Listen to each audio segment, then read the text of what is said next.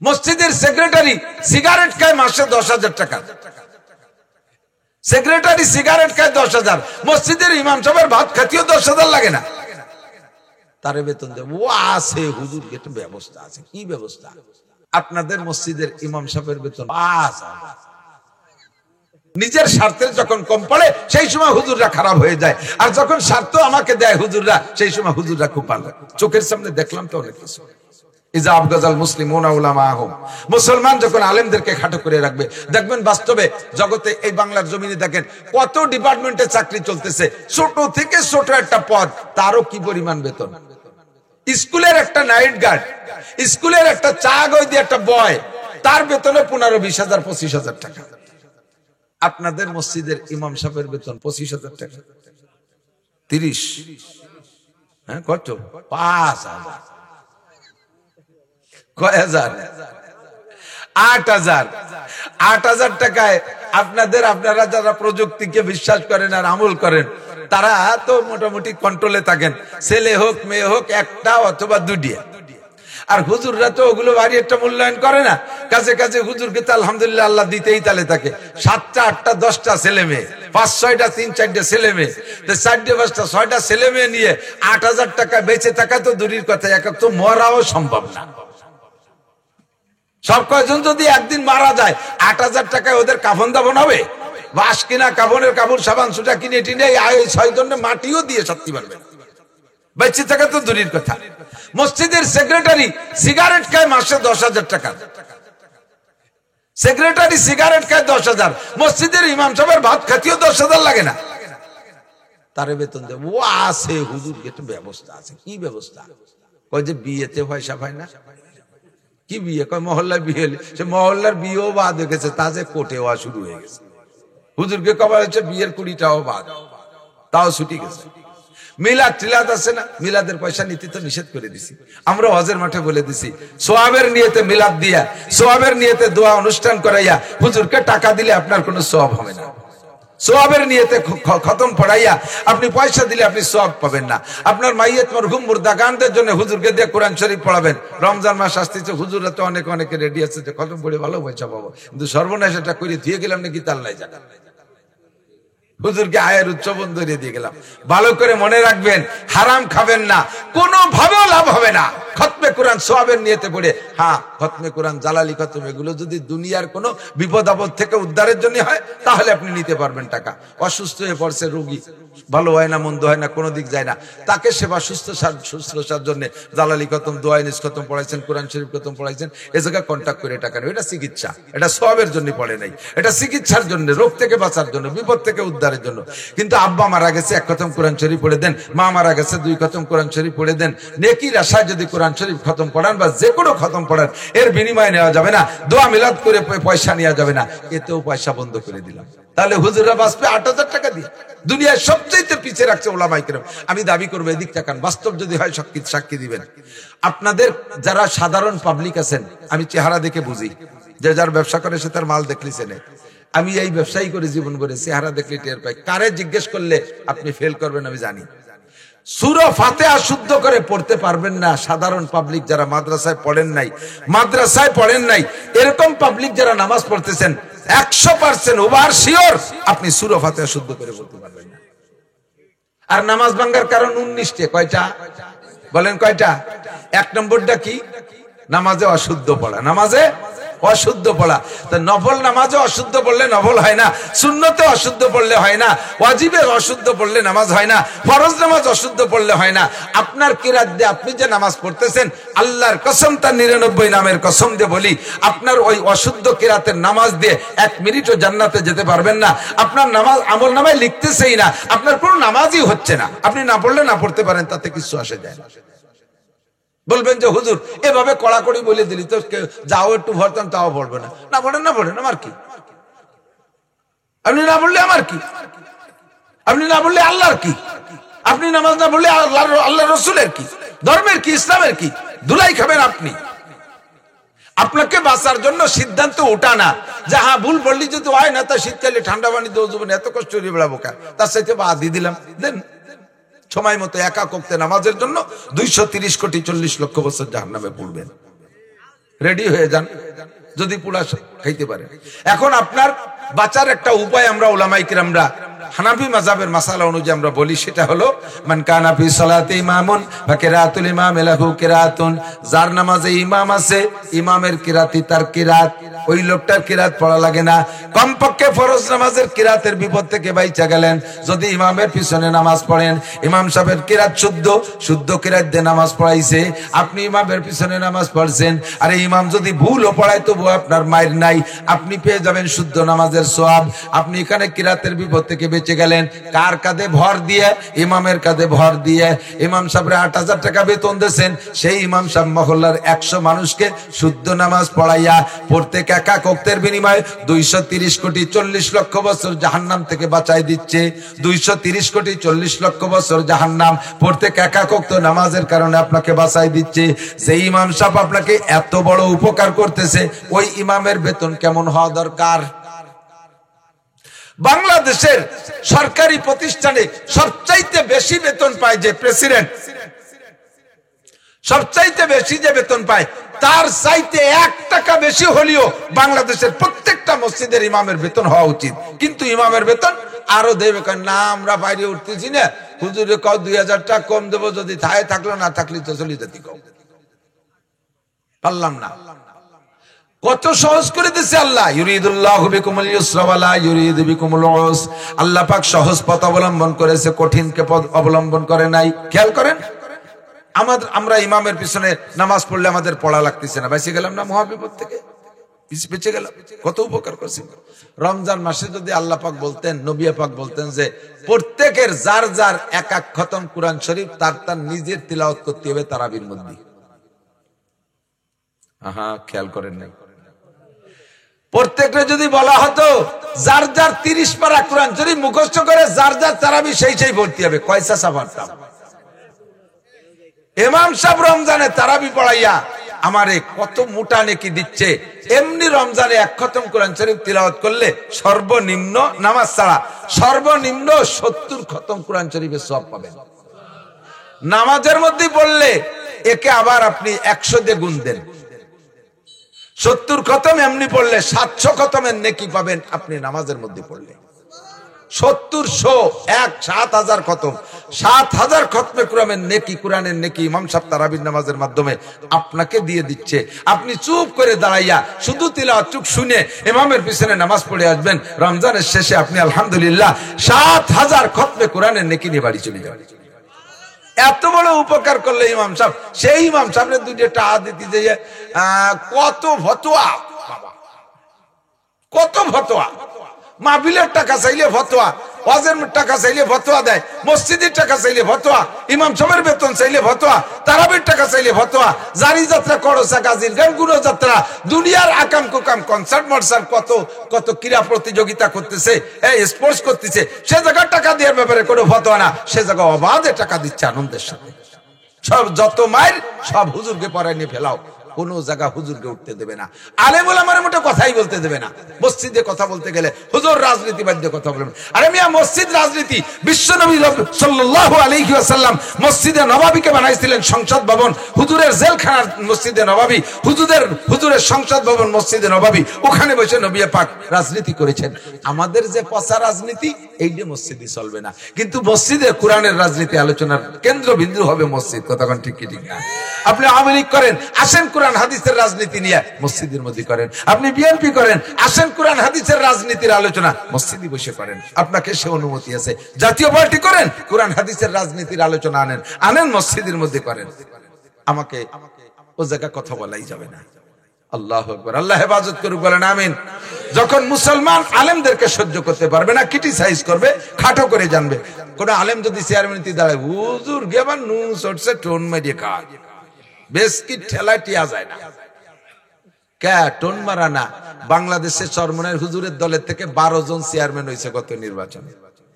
এই ১২ জন সম্পর্কে আমি জানি, প্রত্যেকের ইউনিয়নের ভিতরে ১২ জন চেয়ারম্যানের প্রশংসা আছে, এখনো পর্যন্ত কোনো বদনাম নেই। আমাদের মাগুরা আছে মৌলানা উসমান গনি মুসাফরি, বক্তা একজন, তার ইউনিয়ন কাউন্সিলে গেছি, যাইয়ে দেখি আলহামদুলিল্লাহ। এর আগেও গেছি ওই কাউন্সিলে, নামাজের জায়গা ছিল না ভিতরে। এখন ইউনিয়ন কাউন্সিলের ভিতরে মাওলানা সাহেব, বক্তা সাহেব হচ্ছে চেয়ারম্যান, সুন্দর একটা নামাজের ব্যবস্থা, 9 জন মেম্বার। তাকে চেহারা দেখলে বোঝা যায় যে জীবনও স্লিপ করে পড়লি পশ্চিম দিক পড়তো না। এখন 9 জন মেম্বার দাঁড়িয়ে রাখছে, 9 জন মেম্বারই নামাজি, চেয়ারম্যান সাহেব ইমাম আর মেম্বাররা মুসল্লি। যে কয়জন চকিদার দফাদার তারা ইমাম, চেয়ারম্যানের পিছনে মুসল্লি। সে একটা আজীব কারবার। একজন মানুষ এই ইউনিয়নের থেকে সমালোচনা করে না চেয়ারম্যানের। যখন এরকম হবে, প্রমাণ হবে ইনশাআল্লাহ, আসমান থেকে রহমত, জমিন থেকে বরকত শুরু হয়ে যাবে। আসমান থেকে রহমত, জমিন থেকে বরকত আসবে। কিন্তু যতদিন পর্যন্ত আলেম উলামাকে খাটো করে দেখবেন, দেখতে পারবেন না, ঠাট্টা করবেন, ভিক্ষু খয়রাইতে ছেলে মেয়েরে মাদ্রাসায় ভর্তি দেয় না, কমই মাদ্রাসায় পড়াবে না, ও জায়গা বললে সার্টিফিকেট হয় না, খয়রাইতে হয়ে যায়।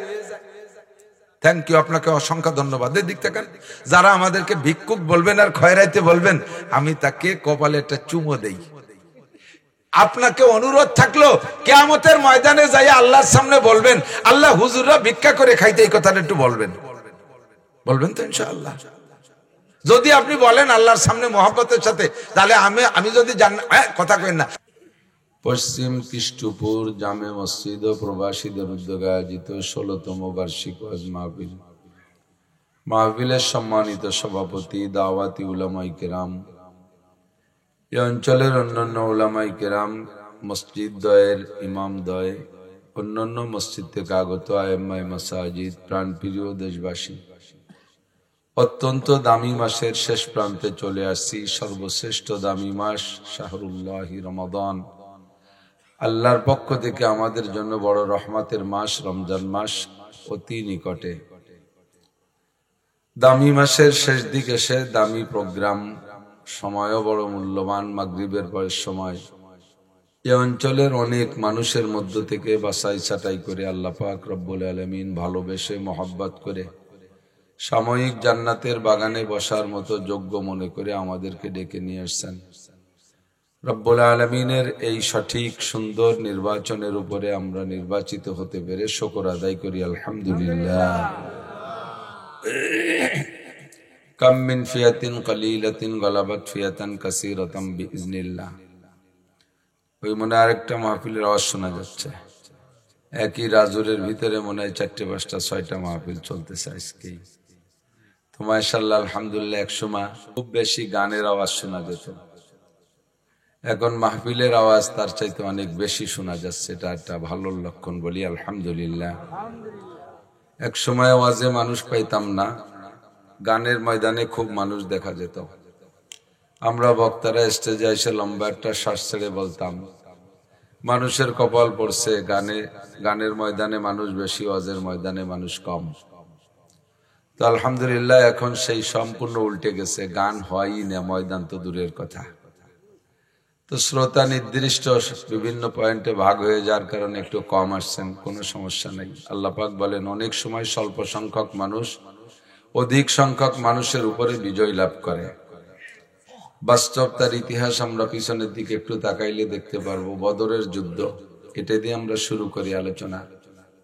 বদরের যুদ্ধে মুসলমানদের সংখ্যা 313 জন, কাফেরদের সংখ্যা 1000।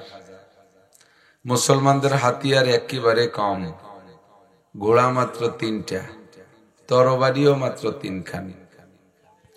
সৈনিক যদিও 313, কিন্তু পর্যাপ্ত হাতিয়ার নাই। প্রতিপক্ষ আসছে 1000 সৈনিক মক্কা থেকে। তৎকালীন আরবের গভর্নর মিস্টার আবু জাহেল, গভর্নর নিজেই সেনা প্রধান হইয়া 1000 সৈন্য নিয়ে আসছে। প্রত্যেকের পাছার নিচে এক একটা দামি ঘোড়া, যুদ্ধের প্রশিক্ষণ প্রাপ্ত ঘোড়া। প্রত্যেকের হাতে তৎকালীন জগতের সবচেয়ে শ্রেষ্ঠ হাতিয়ার, মজবুত মজবুত তরবারি এবং ঢাল।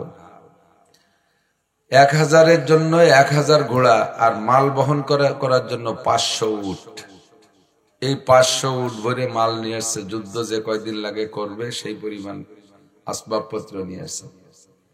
বেশি দিন লাগে নাই, মাত্র একদিনের যুদ্ধেই আল্লাহ পাক রব্বুল আলামিন 313 জনকে বিজয়ী করে দিয়েছে, বলি সুবহানাল্লাহ। এবং বিজয়টা কেমন, মুসলমানদের মধ্য থেকে শাহাদাত বরণ করেছে মাত্র 14 জন। আর কাফেরদের থেকে 70 জনকে জাহান্নামে পাঠাই দিচ্ছে মুসলমানরা।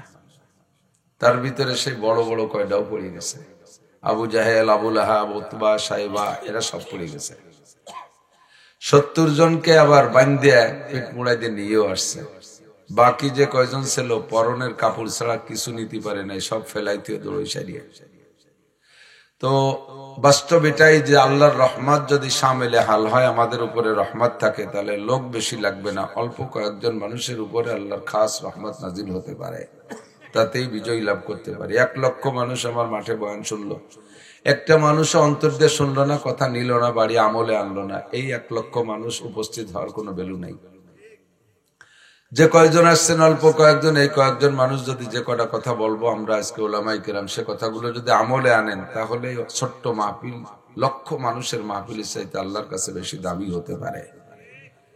তো আপনাদের আগ্রহ যেমন হবে, চাহিদা যেমন হবে, বক্তাদের মুখ থেকে কথাও সেরকম আসবে। একটু বসার একটু গোছায় গেছায় বসতে, পাশে যারা আছেন এই মাঝখানে ফাঁকাটা বন্ধ করে, আপনাদের বসার সৌন্দর্যের উপরে আসমান থেকে কথার সাহায্য আসবে আল্লাহর পক্ষ থেকে। একটু কাছে বলবে, হয়তো ধীরে ধীরে আরো 2-4 জন আসতে পারে, তারা যাতে এসে বসে পড়তে পারে সুন্দরভাবে। আগে বসান, আগে বসান, আগে বসান, অসুবিধা কি? জায়গা তো সুন্দর জায়গা, অল্প জায়গার ভিতরে।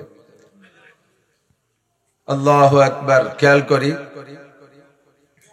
আমরা যদি সায়েন্স বিজ্ঞানীদের কাছে জিজ্ঞাসা করি, আবহাওয়াবিদদের কাছে জিজ্ঞাসা করি, ভূগোল যারা সম্পর্কে যারা অভিজ্ঞ তাদের কাছে যদি জিজ্ঞাসা করি বিভিন্ন পয়েন্টে, খেয়াল করি, কথা না বলি, বসে পড়েন, বসে পড়েন, তাড়াতাড়ি বসে পড়েন, সময় কম।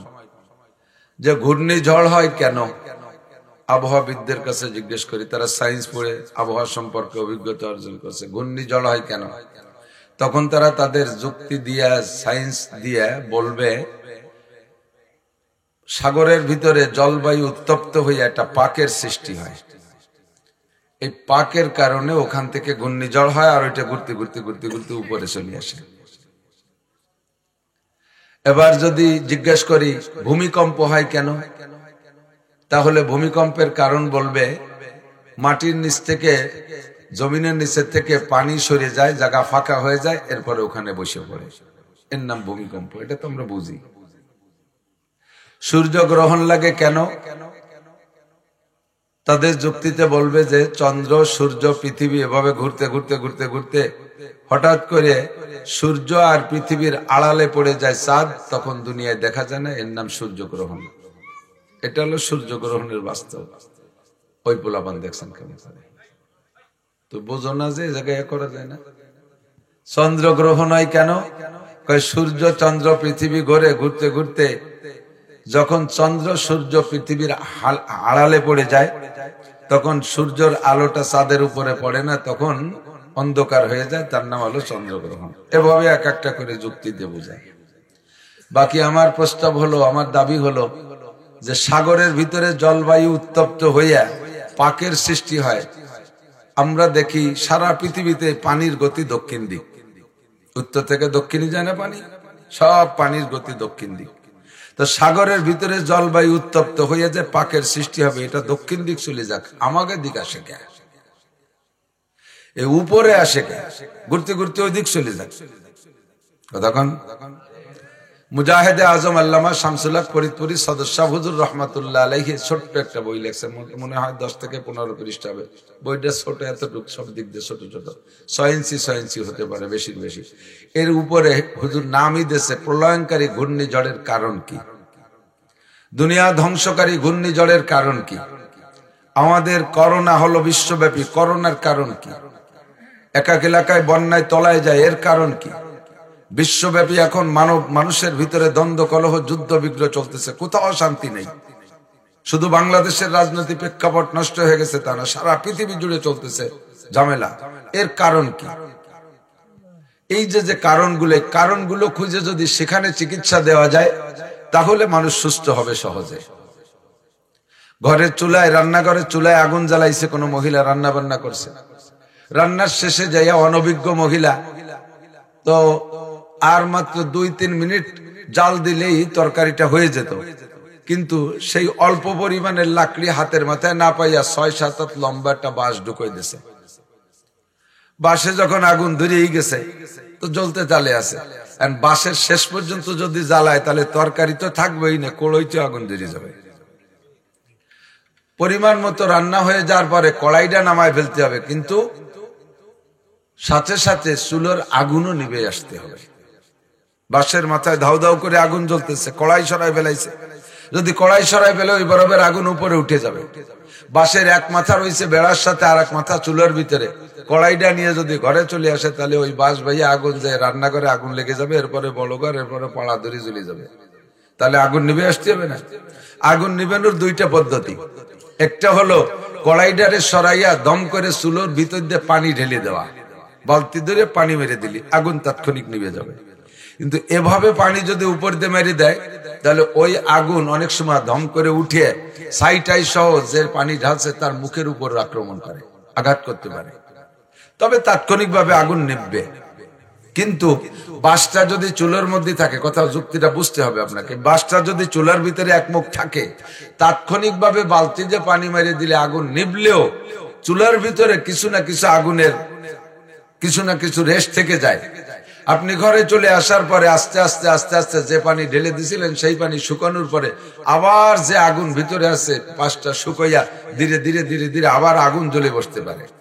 আপনি ঘরে তরকারি এনে রান্না বান্না করে এনে খেয়ে দিয়ে শুয়ে আছেন, ঘুমায় আছেন, টেলিভিশন দেখতেছেন, ফেসবুক দেখতেছেন, পিছনে আবার চুলোর ভিতরে সে বাঁশ লাগানো আছে, বাঁশে আগুন লেগে উঠতে উঠতে সেই রান্নাঘর পুরো পোড়ায় দিবে। এরকম একটা সম্ভাবনা আছে যদি বালতি ধরে পানি ঢেলে দেবে। সবচাইতে সুন্দর পদ্ধতি হলো নিভানোর, যে পানি বুনি ঢালা লাগবে না, বাঁশ কাণ্ডে মুখের থেকে বের করে ফেলেন, বাঁশটা বের করে বাইরে নিয়ে কোথাও রেখে দিলে লাকড়ি যদি ভিতরে না থাকে আর আগুন জ্বলার সম্ভাবনা। দুনিয়ার এই সমস্ত আযাব গজব বালা মুসিবত থেকে বাঁচতে হলে দুনিয়াকে ঠান্ডা করার জন্য ধম করে পানি ঢেলে দিলেও থামে। আমরা ওলামায়ে কিরাম কোরআন হাদিসের কড়া কড়া বক্তব্য দিলাম, আমলিগরে জাহান্নামে পাঠায় দিলাম, বিএনপির জাহান্নামে পাঠায় দিলাম, জাতীয় পার্টিতে কয়বর দিয়ে দিলাম, রাজনৈতিক যত দল আছে, নেতাগুতারা যত আছে সবার মাথায় কোরআন হাদিস দিয়ে ঠাস ঠাস করে বাড়ি দিয়ে সবগুলোরে শোয়াই ফেললাম, পিঠে বেটায় দিয়ে ঠান্ডা করে থুয়ে বাড়ি গেছি। এরপরে যাদেরকে পিটাইছি তারা তো আছে দেশে, ধীরে ধীরে সেখান থেকে আগুন তো উঠতে পারে। কাজেই জাগতিক ভাবে এই মহামারী আগুন থেকে বাঁচতে হলে সবচাইতে সুন্দর পদ্ধতি হলো পিছনে থেকে লাকড়িটা সরাই দেন, বাঁশখান বের করে ফেলেন, এই চিকিৎসাটা হবে সবচাইতে সুন্দর চিকিৎসা। হুজুর বলেন দুনিয়ায় যে মানুষের উপরে আযাব গজব বালা মুসিবত আসতেছে, এই বালা মুসিবত কারণটা কি, আগুন জ্বলার কারণ কি, সেই কারণে হাত দাও, কারণগুলো চিকিৎসা করে দাও, সুস্থ হয়ে যাবে। তাতে রাজনীতির আলোচনা করতে নিষেধও করা লাগবে না, আবার রাজনীতির আলোচনা হবেও না, এমনিতেই সবকিছু হয়ে যাবে, মানুষ জায়গা মতো সুস্থ হয়ে যাবে। কতক্ষণ এক রোগী যাইয়া ডাক্তারের কাছে বলতেছে, নামাজি মুসলমান রোগী, ডাক্তার সাহেব আমার তো পেটে খুব গ্যাস, এই গ্যাসের থেকে বাঁচার উপায় কি? রাস্তা দিয়ে যখন হাঁটি তখন আমি তো এই গ্যাস বেরোইতেই চালে থাকে, আমি অজু ভাঙ্গার কারণ শুনছি 7টা, তার ভিতরে একটা পেশাব পায়খানার রাস্তা দিয়ে কোনো কিছু বাহির হওয়া। এবার এও শুনছি হুজুরকে কাছ থেকে পায়খানার রাস্তা দিয়ে পায়খানাও বের হয়, সাথে বায়ুও বের হয়, বাতাসও বের হয়।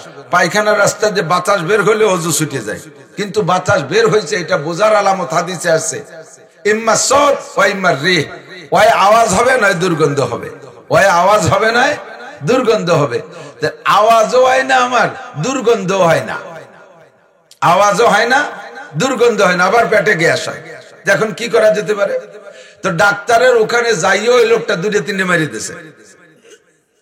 তো ডাক্তার সব বুঝে শুনিয়ে কষ্ট হলেও নাক চিপে ধরে বসে রয়েছে, কিছু কই নেই রুগীরে। তো ডাক্তার সব ওর বিবরণ শুনে টুনে ঔষধ দিয়েছে, যা ওষুধ খাও 1 সপ্তাহ পরে, সাথে 1 সপ্তাহ পর লোক আইসা বলতেছে, ডাক্তার কোনো কাজ হয়নি, গ্যাস কমে নাই, তবে অন্য একটা সমস্যা আছে, এখন বাড়িতে খুব দুর্গন্ধ হয়েছে, আগে দুর্গন্ধ ছিল না, শব্দও ছিল না, যার কারণে অজু ছুটা টের পাতাম না, ইদানিং দুর্গন্ধ হয়েছে তবে শব্দ হয় না। ডাক্তার সাহেব কয় আলহামদুলিল্লাহ। উনি কয় আমার অজু ছুটে যায়, বাই ছুটে যায়, আবার বাড়িতে গন্ধ হলো, আর তুমি ওষুধ দিয়ে কয় আলহামদুলিল্লাহ, তার কারণ কি? কয় কি তোমার বাড়িতে গন্ধ আছে কি নাই এইটা তুমি সে সময় বলছো যে গন্ধ নাই আর আওয়াজ নাই, এটা তো আমরা জানি। তোমার রোগ যে জায়গা আমি সেইটা ধরতে পারছি, সেটা তুমি ধরতে পারো নাই। আমি রোগের উপরে চিকিৎসা করি না, আমি রোগীর উপরে চিকিৎসা করছি। তুমি এখানে বসে বাইসারছো, তাতে আওয়াজ হয়েছে আমরা শুনছি, গন্ধ হয়েছে আমাদের নাকে আসছে তা আমরা টের পাইছি, কিন্তু এগুলো তুমি টের পাও না। তাতে আমি বুঝছি আসল সমস্যা তোমার বাইতে কিছু না, আসল সমস্যা তোমার নাকে আর কানে। তোমার নাকের অনুভূতি শক্তি শেষ হয়ে গেছে, গন্ধ হলেও টের পাও না। তোমার কানের শ্রবণ শক্তি শেষ হয়ে গেছে, আওয়াজ হলেও টের পাও না। তা আমি প্রথম নাকের ওষুধ দিছি, তোমার নাকটা ঠিক হয়ে গেছে, এখন তোমার বাড়িতে যে গন্ধ হয়ে যায় তা তুমি শোয়া শিখছো। এখন সামনে তোমার কানের ওষুধ দিলে ঠিক হয়ে যাবা। রোগ এক জায়গা, ঔষধ আর এক জায়গা চিকিৎসা, সেখানে হলে এক জায়গা সবগুলো ঠিক হয়ে যায়। আল্লাহ পাক রব্বুল আলামিন বলেন, জগতে মানুষের উপরে আযাব, গজব, বালা, মুসিবত, ভাইতে ভাইতে গন্ডগোল, বাপ বেটায় গন্ডগোল, স্বামী স্ত্রী গন্ডগোল, দলে দলে গন্ডগোল, দেশে দেশে গন্ডগোল। এই গন্ডগোল গুলো সব খোদার গজব, এগুলো সব খোদার গজব। করোনা মহামারী গজব, ঘূর্ণিঝড় গজব, ভূমিকম্প গজব, ভূধস গজব, অগ্নিবৃষ্টি গজব, অনাবৃষ্টি গজব, জলোচ্ছ্বাস গজব। এই যত গজব জাগতিক আছে এর একটা কারণ আছে। ওই কারণে চিকিৎসা না হওয়া পর্যন্ত দুনিয়ায় যত প্রযুক্তি ব্যবহার করে এগুলোকে ঠেকানোর জন্য কোন প্রযুক্তিতে ঠেকাতে পারবে না। কথা কি বুঝছেন? কারণটা কি? আল্লাহ পাক বলেন, যাহারাল ফাসাদু ফিল বাররি ওয়াল বাহরি বিমা কাসাবাত আইদিন নাস। জলে আর স্থলে যত আযাব আর গজব আর বালা আর মুসিবত আসে, আভ্যন্তরীণ দ্বন্দ্ব, কলহ, মারামারি, দাঙ্গা হাঙ্গামা, যত যা কিছু সবই খোদার গজব। এই গজব গুলো যে আসে এর কারণ হলো বিমা কাসাবাত আইদিন নাস, তোমাদের হাতের কামাই, তোমাদের কর্মফল। তোমাদের কর্ম যখন খারাপ হবে আল্লাহ পাক রব্বুল আলামিন শায়েস্তা করার জন্য আল্লাহ পাকের ধৈর্য আসে বিদায় তাৎক্ষণিকভাবে অ্যাকশনে যায় না। অন্যায় যখন করে সে সময় বিচার করে না। আল্লাহ পাক সুযোগ দেয় বান্দাকে, ফামাহিলিল কাফিরিনা আমিহিলহুম রুয়াইদা, আমি কাফের মুশরিক বেঈমানদেরকে সুযোগ দিয়েছি, উঠতে থাকো, কত উপরে উঠতে পারো। যত উপরে উঠবা আষাঢ়ে তত জোর বেশি হবে। এই স্টেজ থেকে যদি গড়ায় পড়ে তাহলে হয়তো একটু ব্যথা পাবে, তবে মানুষ মরবে না। কিন্তু 200 হাত উপরে নিয়ে যদি ওখান থেকে ফিকে মারে তাহলে মরতে জন্য নিচে পর্যন্ত আসা লাগবে না। কতক্ষণ মাঝ পথে মারা যাবে, বাকিটুক পড়বে ভাও। যত উপরে উঠানো যাবে আষাঢ়ে তত জোর বেশি হবে। আল্লাহ পাক সুযোগ দেন, ছাড় দেন, দেখি তুমি কত উপরে উঠতে পারো। নমরুদরে আল্লাহ উপরে উঠাইছে, একে আষাঢ়ে শেষ কইরা দেছে। ফিরাউনরে আল্লাহ উঠার সুযোগ দেছে। 300 বছরের ভিতরে তার কোনোদিন পেট খারাপও হয় নাই, বাইতিও গন্ধ হয় নাই, একটা দিন মাথাও ব্যথা হয় নাই। 300 বছরের ভিতরে তে পরিপূর্ণ সুস্থ। এই সুস্থতা আর লম্বা হায়াত পাইয়া অন্যায় করতে করতে সীমা লঙ্ঘন করে ফেলাইছে। যখন সীমা লঙ্ঘন করতে করতে কোন জায়গা হাত দিছে, মারাত্মক জায়গা হাত দিয়ে ফেলাইছে। হাতিতে প্রতিশোধ নিতে পারে না, কিন্তু বাচ্চারে যদি মেরে ফেলাও তাহলে হাতির মা থাকলে তুমি যে জায়গায় যাও না কেন সেখান থেকে তোমাকে সে বের করে ছাড়বে। গাছে উঠবা, গাছটাকে উপড়ে দিয়ে তোমারে ফেলায় তারপরে শেষ করবে। এজন্য হাতি খাও, হাতির বাচ্চা খাইও না। আল্লাহ পাক রব্বুল আলামিন বলেন, হে দুনিয়ার মানুষ, আমার সাথে বিয়াদবি করবি কর, আমি কিছু বলবো না। আমার পদ নিয়ে কাড়াকাড়ি কর, আমি কিছু বলবো না। নমরুদ আল্লাহর পদ নিয়ে কাড়াকাড়ি করেছে, কতক্ষণ খোদাই দাবি করেছে। নমরুদ সারা পৃথিবীর রাজত্ব চালাইছে, শত শত বছর হায়াত পাইছে। লম্বা হায়াত পাইয়া সারা পৃথিবীর রাজত্ব চালাইয়া এক পর্যায়ে বলে ফেলাইছে, আনা রব্বুকুমুল আলা, আমি তোমাদের সবচেয়ে বড় রব। একটু কন্যা নাউজুবিল্লাহ। বড় রব না, তুই রবই না, বড় চৌধুরী রব্বুকুমুল আলা, সবচেয়ে বড় উঁচা রব। আমি তোমাদের প্রতিপালক, আমি তোমাদের রিজিক দাতা, আমি তোমাদের বাঁচানেওয়ালা, আমি তোমাদের মারনেওয়ালা। নমরুদের দাবি, একটু কন্যা নাউজুবিল্লাহ। আল্লাহর সৃষ্টি হইয়া আল্লাহর সামনে এমন কথা কয়, আল্লাহর সহ্য করাটা তো বড় কঠিন। তো আল্লাহ বিদায়, আল্লাহ সাবের, আল্লাহ সবুর, আল্লাহ সব্বার, আল্লাহ ধৈর্যশীল পরম। এজন্য আল্লাহ কিচ্ছু বলে না, আল্লাহর পদ দিয়ে কাড়াকাড়ি করে। নমরুদ ইব্রাহিম আলাইহিস সালামকে দাওয়াত দিয়েছে, ইব্রাহিম তুমি আমাকে রব বলো। ইব্রাহিম আলাইহিস সালাম বলে, তোমার রবের কি যোগ্যতা আছে? কয় তুমি যাকে রব বলো তার কি যোগ্যতা আছে? কয় আমার রব ইহয়ী ওয়া ইউমীত, আমার রব বাঁচায়ও মারে। আমার রব, আমার আল্লাহ বাঁচাইতেও পারে, মারতেও পারে। পারে কি পারে না? যে মরে গেছে বলে একেবারে ডাক্তার ওভার শিওর দিয়েছে এটা মারাই গেছে, ডেড, কোনো সন্দেহ নাই, একে আবার আল্লাহ তাআলা বাঁচাই দিতে পারে কি পারে না? আর যে বেঁচে আছে তাকে মুহূর্তের মধ্যে তো মেরেই দিচ্ছে, মারতে পারে। আমার আল্লাহর এই যোগ্যতা আছে। নমরুদকে তো আমিও পারি, ও বলে মারতে বাঁচাতে পারে। ইব্রাহিম আলাইহিস সালাম আশ্চর্য হয়ে গেছে, আল্লাহ এ কপাল পোড়া বেয়াকুব, বোঝে না, এত ভাবতাম না, এত বড় দেশ চালায়, তাই তো মনে বুদ্ধি শুদ্ধি আছে, মারতে পারে বাঁচাতে পারে, এই কথাটা কিভাবে সাহস পারলো কইতে? তো ইব্রাহিম আলাইহিস সালাম বলছে, তুমি মেরে বাঁচাই দেখাও। তোমার চোখের সামনে দেখাচ্ছি। নমরুদ জেলখানায় লোক পাঠাইছে, যাও জেলখানাতে দুটো আসামি আনবা, একটা আসামি যেই আসামি সম্পর্কে জজ সাহেব রায় দিয়ে দিয়েছে তার ফাঁসি হবে, তাহলে সে মরবে, আগামীকাল তার ফাঁসি দেওয়া হবে, এরকম একটা আসামি আনবা। আর একটা আসামি নিয়ে আসবা যাকে বেকসুর খালাস দেওয়া হয়েছে, কোনো অন্যায় নেই, এই দুটি আসামি নিয়ে আসবা।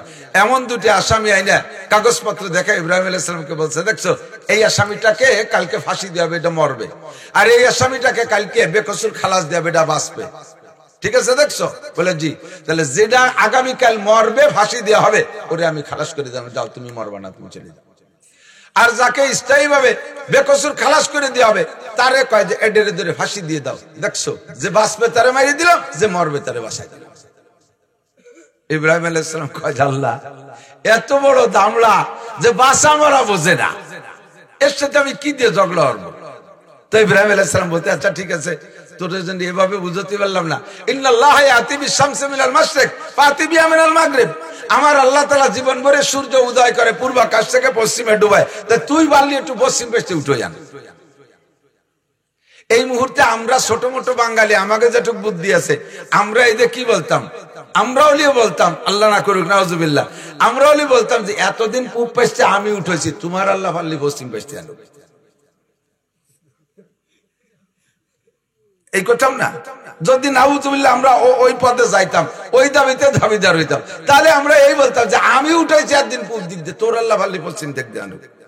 তবে যদি একথা নমরুদ বলতো, তাহলে আল্লাহ ইব্রাহিম আলাইহিস সালাম আল্লাহকে বলতেন, আল্লাহ ঠিক আছে তুমি পশ্চিম পেছতে উঠাও, আমার আল্লাহ পশ্চিম দিয়ে সূর্যকে উদয় করতে পারে কি পারে না?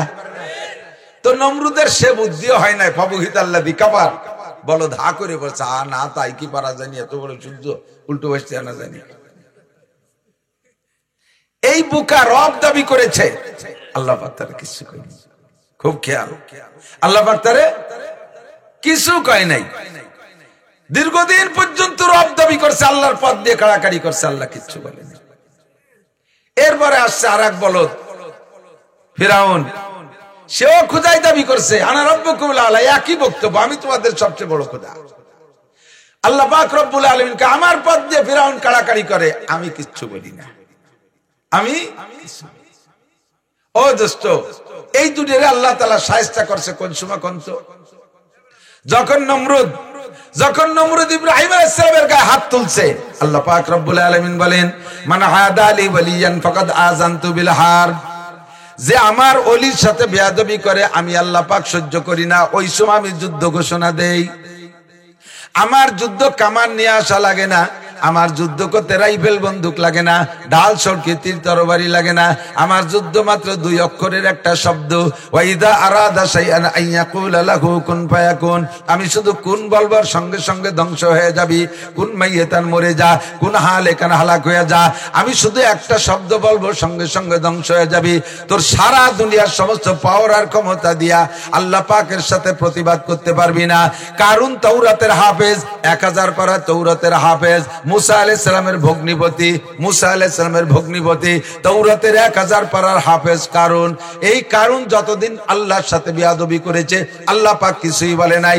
মুসা আলাইহিস সালামের সাথে বেয়াদবি করার সঙ্গে সঙ্গে আল্লাহ কাফা কাসাবনা বিহি ওয়াবিদারিহিল আরদা ওয়ামা কানা লাহু মিন ফিয়াতি ইয়ানসুরুনাহু মিন দুনিল্লাহ ওয়ামা কানা মিনাল মুনতাসিরিন, আমি তার ধন সম্পদ সহ তাকে মাটির নিচে ডাবাই নিয়ে গেলাম। কারুনের বডি যতটুক লম্বা, প্রত্যেক এক দিন অতটুক করে মাটির নিচে ডাবতে তালে আছে। যতদিন পর্যন্ত আল্লাহর সাথে বেয়াদবি করেছে আল্লাহ পাকেই বিচার করে নাই। যখন মুসা নবীর সাথে বেয়াদবি করেছে আল্লাহ পাক তার বিচার করেছে। ফিরাউন যতদিন আল্লাহর পথ নিয়ে কাড়াকাড়ি করেছে আল্লাহ পাক কিচ্ছুই বলে নাই। যখন মুসা নবীর সাথে বেয়াদবি করেছে আল্লাহ পাক তার ধ্বংস করে দিয়েছে পানির নিচে চুবাইয়া। নমরুদ যতদিন আল্লাহর পথ নিয়ে কাড়াকাড়ি করেছে আল্লাহ কিছুই বলে নাই।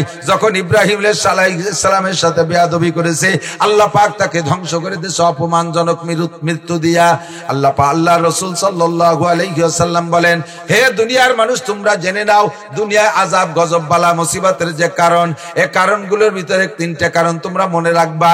3টে অন্যায় যখন উম্মতে করবা তখন তোমাদের উপরে 4টি গজব আসবে। অন্যায় কয়টা? অন্যায় 3টা। বলেন অন্যায় কয়টা? অন্যায় যখন 3টে করবা গজব আসবে 4টা। 1 নম্বর গজব 4টের ভিতরে গজব 4টা আগে বলি। 1 নম্বরে বিল কাহতে মিনাজ জামান, সারা দুনিয়ার মুসলমানদের হাতে সম্পদ, মূল সম্পদ মুসলমানদের হাতে। আল্লাহু আকবার। পেপার পত্রিকা খুললে আপনি দেখবেন, ভূগোল সম্পর্কে আপনি অভিজ্ঞতা নিলে, অর্থনীতির উপরে আপনি গবেষণা করলে পাইবেন, সারা দুনিয়ায় যত খাদ্যশস্য উৎপাদন হয় তার 80% খাদ্যশস্য উৎপাদন হয় মুসলিম কান্ট্রিতে। 800 কোটি মানুষের ভিতরে মাত্র 200 কোটি মুসলমান, এদের জন্য খাদ্যশস্য উৎপাদন হয় 80%। সারা দুনিয়ায় যত খনিজ সম্পদ আছে সমস্ত খনিজ সম্পদের 80% খনিজ সম্পদ বের হচ্ছে মুসলিম কান্ট্রি থেকে। অথচ মানুষ 200 কোটি। 200 কোটি মানুষের জন্য প্রয়োজনীয় সামগ্রী 80% আল্লাহ বরাদ্দ দিয়েছে, আর 600 কোটি কাফেরের জন্য মাত্র 20%। অথচ 200 কোটি মুসলমান 80% সামগ্রী পাওয়া সত্ত্বেও এদের অভাব কাটে না। দুনিয়ার ধনী যত কাফের, মুশরিক, বেঈমান, অমুসলমানরা মুসলমানের সম্পদ লুটিয়ে নিয়ে তারা বড় লোক, আর মুসলমানের জীবন ভরে অভাব কাটে না, সারা জীবন ভরে অভাব। ওই ডোনাল্ড ট্রাম্পের কাছে আমাদের মোনাজাত করা লাগে। কয়েকদিন আগে যে গাজার ব্যাপারে আমেরিকার প্রেসিডেন্ট শপথ নেওয়ার পরে বলছে, গাজারে খালি করে ওই জায়গা আমি একটা রিসোর্ট বানাবো, সমুদ্র সৈকতে একটা ভ্রমণ স্থান, একটা মনোরম পরিবেশ বানাবো, অত্যাধুনিক বিল্ডিং বানাবো, সারা দুনিয়ার মানুষ এসে এখানে বসবাস করবে, মানুষ এখানে আরাম আয়েশ করবে।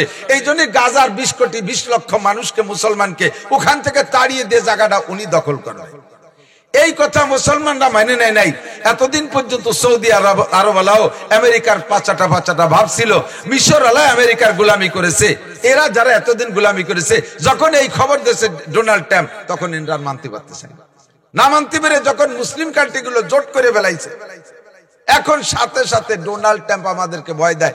মিশরে কয়, তোমাকে প্রত্যেক বছর যে পরিমাণ সাহায্য দিতাম তা দেবো না, জর্ডানকে যেটা দিতাম এটা দেবো না, সিরিয়াকে যেটা দিতাম এটা দেবো না, কেউ রে দেবে না, পাকিস্তান আলার দেবে না, সৌদি আলার সাথে সম্পর্ক রাখবে না। ভয় দেয় আমাদের সম্পত্তি লুটিয়ে নিয়ে তারা খাইয়া, তারা আমাদের ভয় দেয়। কারণ কি সমস্যাটা, কোথায় আমাদের সমস্যা, সেই সমস্যা পরে বলি। 1 নম্বর অভাবে মুসলমানদেরকে ঘিরে ধরবে। গজব 4টের ভিতরে 1 নম্বর গজব অভাব। 2 নম্বর গজব হলো বিল কাহতে মিনাজ জামান ওয়াল জোরে মিনাজ সুলতান। সমকালীন সারা পৃথিবীর মাতুব্বারি যারা করবে, দেশ ভিত্তিক হোক, মহাদেশ ভিত্তিক হোক, আর আন্তর্জাতিক ভাবে হোক, সারা দুনিয়ার মাতুব্বারি করবে জালেম শাসক যারা, তারা এখন সারা দুনিয়ার উপরে ছুটা ঘুরেছে। আমেরিকা, রাশিয়া, চীন, এরা হয়েছে মুসলমানদের জন্য জালেম। কালক্রমে সময় সাপেক্ষে আমাদের সাথে একটু একটু মিঠে মিঠে কথা কয় কেউ চীন আর রাশিয়া আলারা। বাকি খুঁজে দেখেন, এই রাশিয়া আলারা আফগানিস্তানে 20 বছর মুসলমানদেরকে মারছে। চীন আলারা আন্ডারগ্রাউন্ডে জেলখানা বানাইয়া হাজার হাজার লক্ষ মুসলমানদেরকে এমন নির্যাতন করছে যা ভাষায় ব্যক্ত করা যায় না। পা ঝুলিয়ে রাখছে যুবকদের পা ঝুলিয়ে, মাথা নিচু মুখ করে ঝুলিয়ে রাখছে, ওইভাবে নাকদে মুক্ত রক্ত বের হইতে হইতে মারা গেছে। নারীদেরকে ধর্ষণ করার পরে এরপরে তাদের বিভিন্ন ভাবে অপমানজনক মৃত্যু তাদেরকে দিয়েছে। এই মাটির নিচে আন্ডারগ্রাউন্ডে জেলখানা বানাইয়া এই চাইনিজরা এখন আমেরিকার সাথে একটু বাচ্চা আরবির বাস মুসলমানদেরকে একটু তেল দিচ্ছে, বাকি সবগুলোই জালেম। সারা দুনিয়ায় মুসলমানদের উপরে মাতুব্বারি করবে জালেম শাসক। দেশীয় ভাবে তোমরা যদি অন্যায় করো, সীমা লঙ্ঘন করো, আল্লাহ পাক বলেন যত চেষ্টা করো ঘুরোই ফিরাইয়া তোমাদের মাথার উপরে আমি জালেম সেট করে দেব। এটা তোমাদের জন্য গজব। বিল কাহতে মিনাজ জামান ওয়াল জোরে মিনাজ সুলতান ওয়াল খিয়ানাতে মিন উলাতিল আহকাম। 3 নম্বর গজব হবে তোমাদের উপরে, তোমাদের বিচারকরা ঘুষখোর হবে। বিচারকরা হবে ঘুষখোর। নিরপরাধীকে ধরে অপরাধী সাব্যস্ত করে তারে যাবজ্জীবন দেবে, জেল দেবে, ফাঁস দেবে, আর অপরাধীকে ঘুষ খাইয়া, টাকা খাইয়া তাকে বেকসুর খালাস করে দেবে। এটা খোদার গজব। বাংলাদেশে আছে না নাই? এগুলো হবে না, চলতেছে, এখনো চলতেছে। কোথাও এগুলোর থেকে মুক্ত হতে পারি নাই আমরা। এটা খোদার গজব। 4 নম্বরে ওয়াসুলাতে মিনাল আদু, সারা পৃথিবীর কাফেররা ঐক্য হইয়া মুসলমানদেরকে ঘেরাও করে ধরবে, মুসলমান পালানোর পর রাস্তা খুঁজে পাবা না। নবী পাক বলেন ইউসিকুল উমামু আন তাদা আলাইকুম কামা তাদাল আকিলাতু আলা কাসাতিহা, বেশি দেরি নাই, অল্প দিনের মধ্যে সারা দুনিয়ার কাফেররা মুসলমানদেরকে এমন ভাবে গোটায় নিয়ে আসবে, কেমন যেন রান্না করার পরে খানা দস্তারখানে দিয়া খাওয়ার জন্য বাড়িওয়ালারা যেমন ডাক দেয়, এ আসো খাবার হয়ে গেছে খেয়ে যাও, চতুর্দিক দিয়ে ডাক দিলে চতুর্দিক দিয়ে আইসা খাবারকে সামনে করে নিয়ে ঘেরাও করে বসে খাওয়া শুরু করে। নবী পাক বলেন ইউসিকুল উমামু আন তাদা আলাইকুম কামা তাদাল আকিলাতু আলা কাসাতিহা, এইরকম সারা পৃথিবীর কাফেরদের লিডার একজন ডাক দেবে, আয় মুসলমান পাইছি ঘিরে ধর, আয় এই দেশের মুসলমান মারতে হবে, ওখানের মুসলমান মারতে হবে। এমন করে যখন ডাক দিবে সারা পৃথিবীর কাফের এক হইয়া চতুর্দিক দিয়ে ঘেরাও করে ধরবে। নবী পাকের কাছে সাহাবায়ে কিরাম জিজ্ঞেস করলেন ইয়া রাসূলুল্লাহ আলিকিল্লাতি নাহনু ইয়াউমাইজিন, হুজুর যে সময় সারা পৃথিবীর কাফেররা মুসলমানদেরকে ঘেরাও করে ধরবে মারার জন্য, ওই সময় কি আমরা মুসলমানরা জনসংখ্যা কম হব? আলিকিল্লাতি নাহনু ইয়াউমাইজিন, জনসংখ্যা কম হওয়ার কারণ কি ঘিরে ধরবে? হুজুর বললেন লা, তোমরা কম হবে না, বাল আনতুম কাসির, যুদ্ধে বিজয়ের জন্য যে পরিমাণ সংখ্যা লাগে তার চাইতে তোমরা বেশি হবা। মুসলমানদের যুদ্ধে বিজয়ের সংখ্যা হলো, মুসলমানদের যুদ্ধে বিজয়ের সংখ্যা কোরআনে কারীমের ভিতরে আছে ইয়াকুম মিনকুম 20 সাবিরুনা ইয়াগলিবু মিয়াতাইন। আল্লাহ পাক বলেন যদি তোমরা 20 জন মুসলমান ঈমানি বলে বলিয়ান হয়ে দাঁড়িয়ে থাকতে পারো, 200 কাফেরের মোকাবেলায় যুদ্ধ করে জিতে যাবা। অর্থাৎ 10% মুসলমান আর 90% যদি কাফের হয় তাতেই মুসলমান জিতে যাওয়া। অস্ত্র শস্ত্র কি লাগবে না লাগবে সেটা ভিন্ন কথা, অস্ত্র লাগবে না, মুসলমানদের অস্ত্র ঈমানি অস্ত্র, লা ইলাহা ইল্লাল্লাহ মুহাম্মাদুর রাসূলুল্লাহ, নারায়ে তাকবীরের আওয়াজ দিলে কাফের আত্মা কালাইয়া যায়, কাফের স্টক করে পড়ে মারা যাবে। 10 জন মুসলমান 100 জন কাফেরের মোকাবেলায় জিতার জন্য যথেষ্ট সংখ্যা, কিন্তু তোমরা ওই সময় তার চেয়ে বেশি সংখ্যা হবে। বর্তমানে আমাদের সংখ্যা কত? আমরা 25% মুসলমান, 10% না, 25% মুসলমান, অথচ সারা দুনিয়ার 25% মুসলমান হওয়া সত্ত্বেও কাফের মুশরিকরা 75% যুদ্ধে পরাজয় সংখ্যা, আমাদেরকে তারা শাসন করে, তাদের কথা আমাদের উঠা বসা করা লাগে। এইটা হুজুর বলেন এটা খোদার গজব, তোমাদেরকে কাফেররা ঘিরে ধরবে, তোমরা সংখ্যায় হবা বেশি।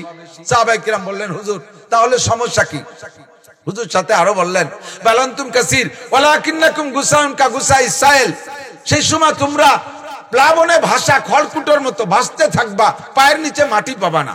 ওয়ালা ইয়ানজিয়ানাল্লাহু মিন সুদুরি আদুবিকুমুল মাহাবা, মুসলমানের নাম শুনলে কাফেরের অন্তরে একটা কম্পন উঠতে, এক সময় তারা একটা ভীত সন্ত্রস্ত হতো, এই ভয়টার কাফেরের অন্তরে থাকবে না, মুসলমানের উপরে কাফেরের কোনো ভয়ই থাকবে না। কেন হবে না এরকম, কেন হবে না? হুজুর বললেন তোমাদেরকে সেই সময় দুইটা জিনিসে ধরবে, তোমাদেরকে সেই সময় দুটো জিনিসে ধরবে। একটা হলো হুব্বুদ দুনিয়া কারাহিয়াতুল মাউত, তোমাদের উপরে সে সময় চাপবে, ওয়ালা ইয়ানজিয়ানাল্লাহু মিন সুদুরি আদুবিকুম মাহাবা ওয়ালা ইয়াকযিবানাল্লাহু ফি কুলুবিকুম লোহান। কি লোহা লোহান ইয়া রাসূলুল্লাহ? ক্বালা হুব্বুদ দুনিয়া ওয়া কারাহিয়াতুল মাউত। হুজুর বললেন তোমাদের ভিতরে ওহান এসে পড়বে। সাহাবায়ে কিরাম বলে হুজুর ওহান কি জিনিস? হুজুর বললেন ওহান দুই জিনিসের নাম, হুব্বুদ দুনিয়া ওয়া কারাহিয়াতুল মাউত। মুসলমানের অন্তরে দুনিয়ার মোহাব্বত বেড়ে যাবে, মুসলমান দিন ভালোবাসবে না, কুরআন পড়তে ভালোবাসবে না, নামাজ পড়তে ভালোবাসবে না, ধর্মীয় প্রতিষ্ঠান ভালোবাসবে না, মসজিদ ভালোবাসবে না, মাদ্রাসা ভালোবাসবে না, আলেম উলামা ভালোবাসবে না, মুসলমানদের ভিতরে ধর্মের মোহাব্বত থাকবে না, দুনিয়ার মোহাব্বত হয়ে যাবে বেশি। বাস্তব চোখের সামনে দেখেন, হাজার হাজার লক্ষ মুসলমান মারছে গাজায়, অথচ পাশ দিয়ে বড় বড় মুসলিম কান্ট্রি, বিশ্বের সেরা মুসলিম কান্ট্রি সৌদি আরব, সেই সৌদি আরব নীরবে চুপ করে, এর যুদ্ধের পরে তোমরাই গেছি যে দেখলাম অনেক দেশের থেকে ইসরায়েলি পণ্যকে বয়কট করছে, নিষেধ করছে, অথচ সৌদি আরবে অবাধে ইসরায়েলি পণ্য চলতেছে। এবং যদি মুসলমান যুবকরা ইসরায়েলের পক্ষে কোনো স্লোগান তোলে, ইসরায়েলের বিপক্ষে কোনো কথা বলে, ইসরায়েলের বিপক্ষে স্লোগান তোলে, ইসরায়েলের পক্ষে কথা না বলে, তাহলে সৌদি সরকার তাকে অ্যারেস্ট করে। দেখতেছে সে সময় সারা দুনিয়ার উলামায়ে কিরাম বুঝাইছে, সৌদি সরকার বোঝে নাই।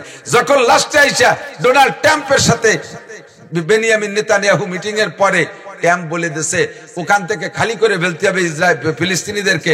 আর নেতানিয়াহু প্রস্তাব রাখছে সৌদি আরবে বড় বড় শহর ফাঁকা রয়েছে, ওই জায়গা নিয়ে ফিলিস্তিন রাষ্ট্র বানাও, ফিলিস্তিনিদেরকে ওখানে নিয়ে যাও। তখন উনার টনক নড়ছে যে এই আমেরিকানরা কি বলতে চাচ্ছে, ইসরায়েলের উদ্দেশ্য কি মুসলমানদের সাথে। এখন উনি এসে শেষ বেলায় এসে একমত পোষণ করছে, কিন্তু কাজ হবে না যতক্ষণ পর্যন্ত তুমি মূলনীতির পর না আসবে, আল্লাহর হুকুম কোরআনে আইনকে সম্পূর্ণভাবে বাস্তবায়নের সিদ্ধান্ত না নেবে, অতদিন পর্যন্ত দুনিয়ার কোন রাজনীতি দল এই জমিনের উপরে শান্তি প্রতিষ্ঠিত করতে পারবে না। তোমাদেরকে অমুসলমানরা ঘেরাও করে ধরবে। আর একটা কি, হুব্বুদ দুনিয়া কারাহিয়াতুল মউত, মুসলমানের ভিতরে মরণের ভয় আর মুসলমানের ভিতরে দুনিয়ার লোভ যখন আসবে তখন কাফেররা এই সুযোগটা গ্রহণ করবে। এই অন্যায় যে তিনটা, যে অন্যায় তিনটের কারণে ক্ষুধার এই 4টি গজব আসবে, তার ভিতরে 1 নম্বর, সকলে খেয়াল করে, 1 নম্বর অন্যায় হলো ইজা আবগাজাল মুসলিমুনা উলামাআহুম। খেয়াল করতেছেন?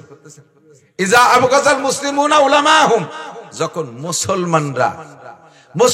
মুসলমান হইয়া আলেমদেরকে সহ্য করতে পারবে না, আলেমকে দেখলে চোখ টাটাবে, আলেমের সম্পর্কে সমালোচনা, আলেমের দোষ ধরার জন্য মাঠে ওয়াজ শুনতে আসে, ওয়াজ শুনে ওয়াজের থেকে কিছু শিক্ষা নেবে এজন্য না, ওয়াজ শুনতে আসে যে হুজুর কি কি ভুল করে সেই ভুলটা ধরিয়ে অ্যাটাক করবো, লুকমা দেওয়ার জন্য আসে। চায়ের দোকানে বসে বসে কিছু ধর্মীয় আলোচনা করলে করতে পারে, তা বাদ দিয়ে, আল্লাহ বিল্লে বাদ দিয়ে, কিছু ভালো আলোচনা বাদ দিয়ে দুনিয়ার গীবাত শিকায়ত পচা দরবার।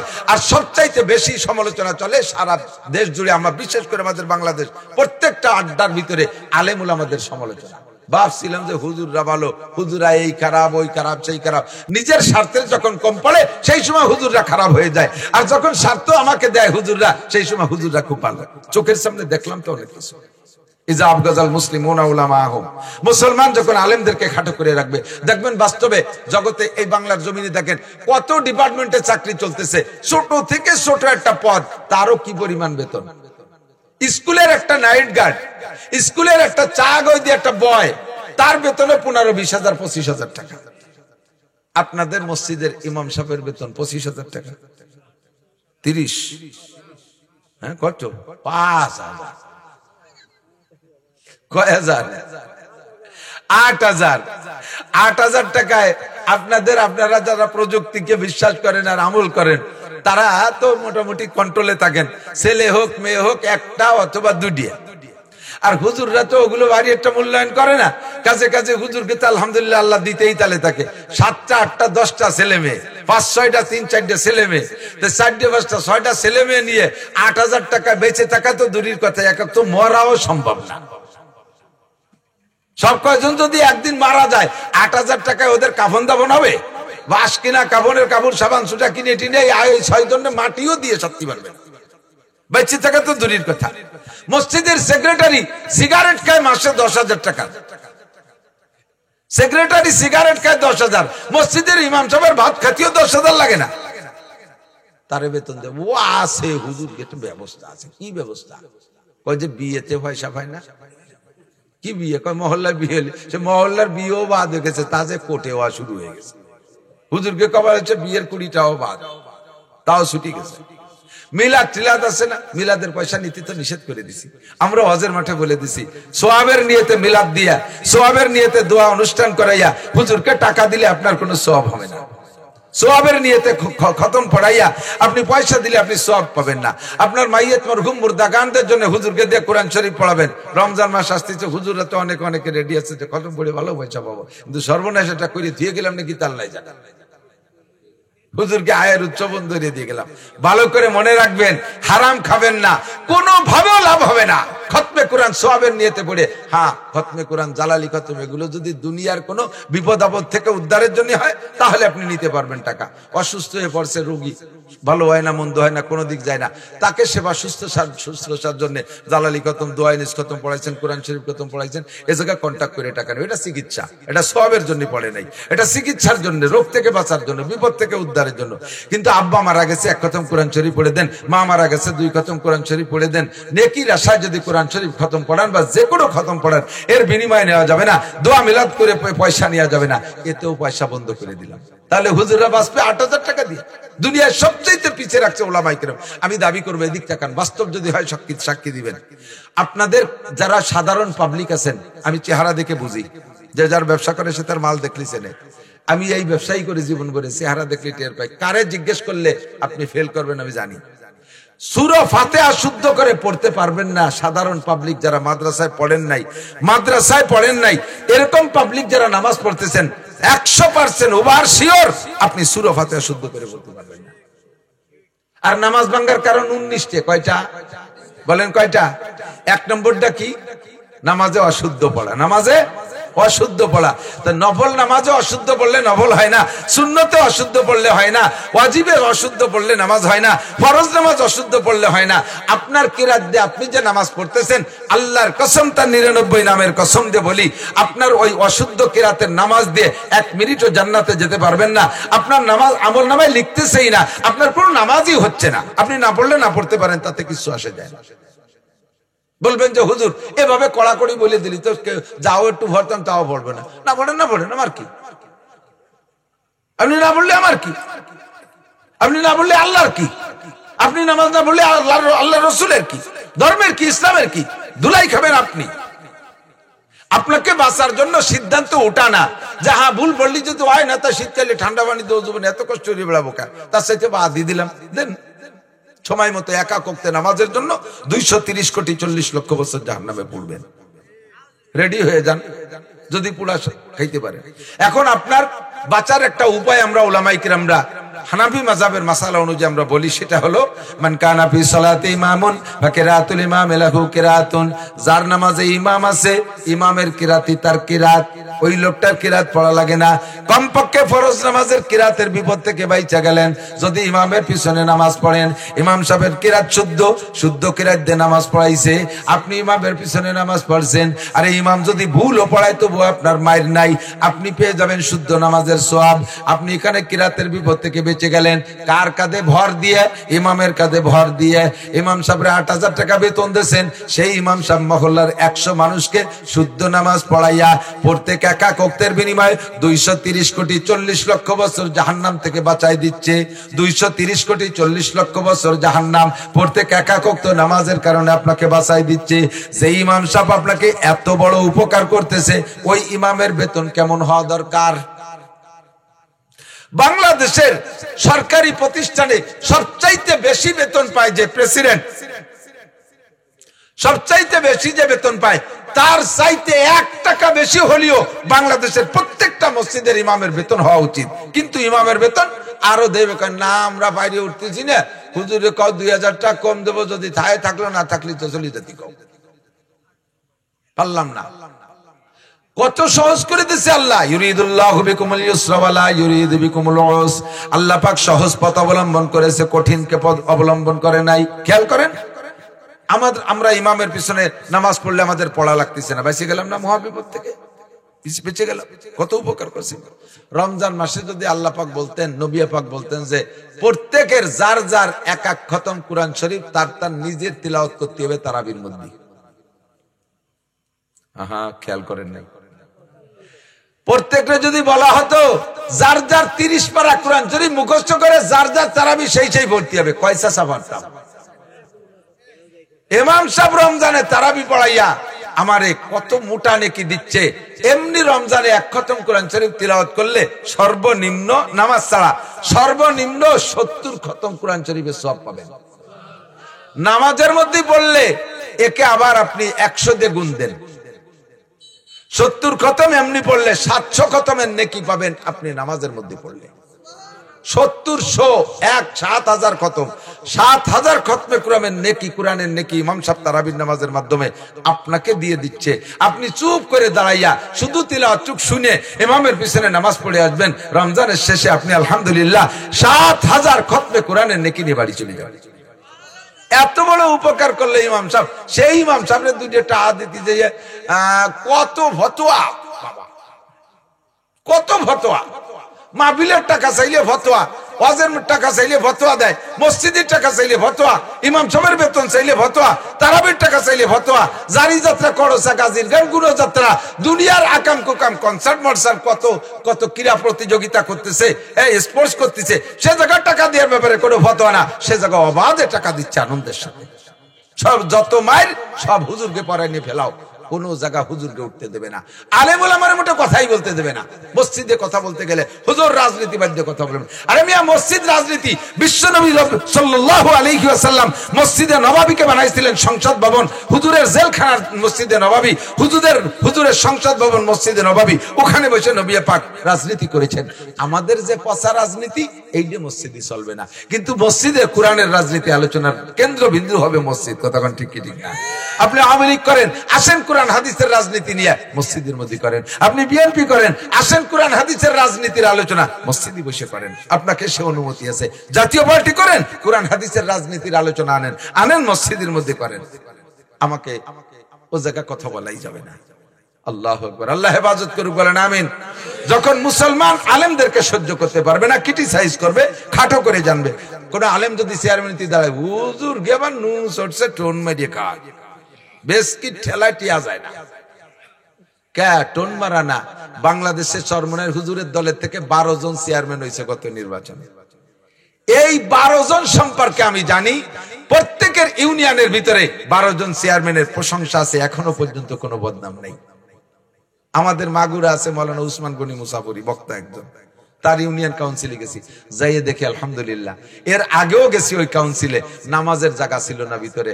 এখন ইউনিয়ন কাউন্সিলের ভিতরে মৌলানা সাহেব, বক্তা সাহেব হচ্ছে চেয়ারম্যান, সুন্দর একটা নামাজের ব্যবস্থা, 9 জন মেম্বার। তাকে চেহারা দেখলে বোঝা যায় যে জীবনও স্লিপ করে পড়লি পশ্চিম দিক পড়তো না। এখন 9 জন মেম্বার দাঁড়িয়ে রাখছে, 9 জন মেম্বারই নামাজি, চেয়ারম্যান সাহেব ইমাম, আর মেম্বাররা মুসল্লি। যে কয়জন চকিদার দফাদার, তারা ইমাম, চেয়ারম্যানের পিছনে মুসল্লি। সে একটা আজীব কারবার।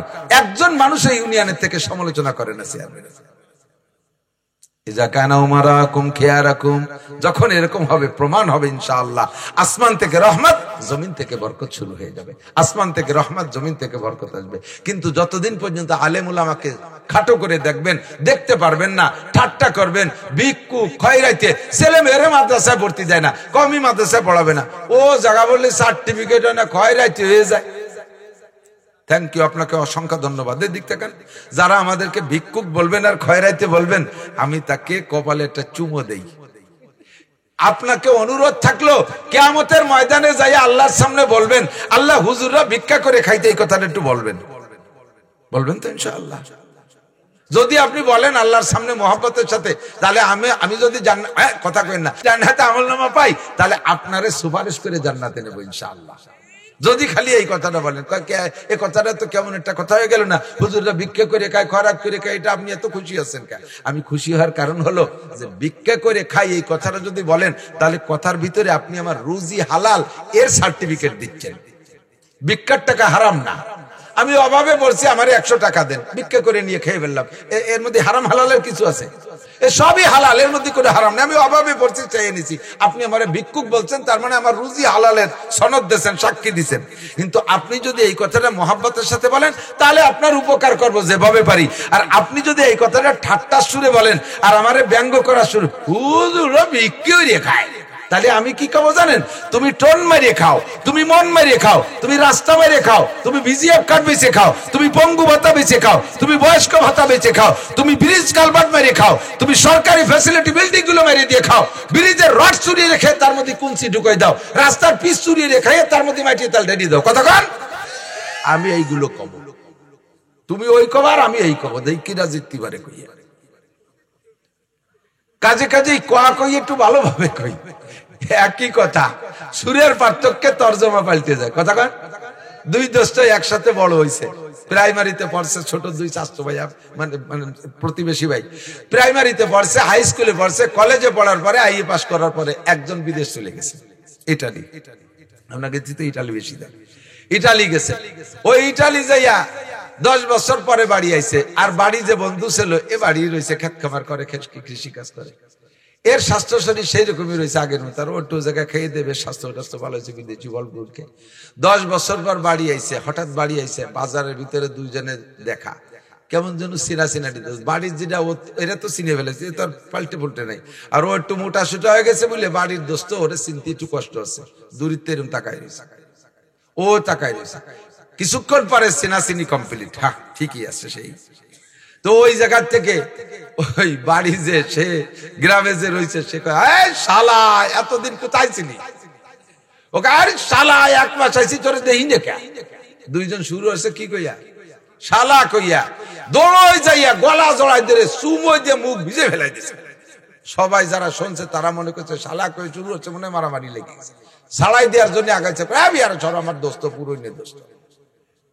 দুইজনে শালা কয়ে শুরু হচ্ছে, অথচ কুলাকুলি মোহাব্বত বিনিময় করতেছে। আর যার সাথে আপনার রাগারাগি আছে গ্যাঞ্জাম আছে তারে যায় শালা কোথার থেকে আসলে, তাহলে ওই জায়গা থেকে হাতে যা আছে তা মারি দেবে না, কবল বলতে শুরু হয়ে যাবে। একই শালা সুর পাল্টে গেলে তর্জমা পাল্টে যায়। যদি মোহাব্বতের সাথে বলেন উলামাই কিরাম ব্যবসা করে খায়, এই যে আমরা মাদ্রাসা মসজিদ আমাদের একটা ব্যবসা, এই নিয়ে আমাদের একদম হুজুর একটা ব্যবসা খুলে নিয়েছে ভেস্কি মারে। তুমি এই কথাটা এভাবে বললে আমি বলবো তুমি টনমন মারিয়ে খাও, তুমি সুদে কারবার করে খাও, তুমি চুরি ডাকাতি করে খাইছো, সাক্ষী আমি বলে দিতে পারবো। তুমি করোনা ভাতা মেরে দিয়ে খাইছো, তুমি বন্যার ভাতা মেরে দিছো, তুমি ইত্যাদি ইত্যাদি মারি খাইছো, এগুলো আমি বলবো। তুমি যদি ওভাবে বলো, আর তুমি যদি বলো আলহামদুলিল্লাহ, আল্লাহ উলামায়ে কিরামের কত বড় ভাগ্য, এরা কত বড় সৌভাগ্যশালী, আল্লাহর ধর্মের ব্যবসা এরা করে খাচ্ছে। আল্লাহ নিজেই বলছেন, ইয়া আইয়ুহাল্লাযীনা আমানু হাল আদুল্লুকুম আলা তিজারাহ, হে অন্ধ জগতের অটল বিশ্বাসী পাগলরা, আমি কি তোমাদের একটা ব্যবসার কথা বলবো না? তোমাদেরকে একটা ব্যবসা শিখাই দেব। আল আদুল্লুকুম আলা তিজারাহ, তিজারাত মানে ব্যবসা। আমি কি একটা ব্যবসার কথা তোমাদের বলবো? আল্লাহ বলতেছেন তোমরা যারা আল্লাহয় বিশ্বাসী ইমানদার, আমি কি তোমাদের একটা ব্যবসা শিখাই দেব? জানতে চাইলাম আল্লাহ ব্যবসায় লাভ কি? কয় তুনজিকুম মিন আযাবিন আলিম, জাহান্নামের কষ্টদায়ক শাস্তি থেকে এই ব্যবসায় তোমাকে নাজাত দেয়। রব্বুল আলামিন ব্যবসা করবে কে আর কার সাথে কিনা বেচা করবে কে? আল্লাহ কয় ইন্নাল্লাহ আশতারা মিনাল মুমিনিনা আনফুসাহুম ওয়া আমওয়ালাহুম বিআন্না লাকুমুল জান্নাহ, এই ব্যবসা করব আমি আর তোমরা, কিনবো আমি বেচবা তোমরা, তোমাদের জান মাল আমি আল্লাহ কিনবো, বিনিময় দেব বিআন্না লাকুমুল জান্নাহ, তোমাদের জন্য আমি আর বিনিময় টাকা দেব না, দেব তোমাদেরকে জান্নাতুল ফেরদাউস। ব্যবসাটা কি? তুমিনুনা বিল্লাহি ওয়া রাসূলিহি ওয়া তুজাহিদুনা ফি সাবিলিল্লাহ, এই ব্যবসা হলো ঈমান আর ইসলামের ব্যবসা। আল্লাহর প্রতি বিশ্বাস তৈরি করবা, আল্লাহর প্রতি বিশ্বাস তৈরি করবা, আর শরীয়তের সমস্ত বিধিবিধানের পর আমল করবা, কাফের মুশরিকের মোকাবেলায় লাগলে লড়াই যুদ্ধ করবা। এবার প্রত্যেক ব্যবসা করতে হলে মাল তৈরি করতে হয়, ব্যবসা তো মালের পর ব্যবসা হয়। এই মাল হলো ঈমান আর ইসলামের মাল। এই ঈমান আর ইসলামের মাল প্রোডাক্ট তৈরি হয় কোন জায়গা? স্যান্ডেলের কারখানার মধ্যে তৈরি হয় না, জুতোর কারখানার মধ্যে তৈরি হয় না, প্লাস্টিক ইন্ডাস্ট্রিজের মধ্যে তৈরি হয় না, রডের ইন্ডাস্ট্রিজের ভিতরে ঈমান ইসলাম তৈরি হয় না। ঈমান ইসলামের ইন্ডাস্ট্রি দুইটা, একটা হলো মসজিদ আর একটা হলো মাদ্রাসা।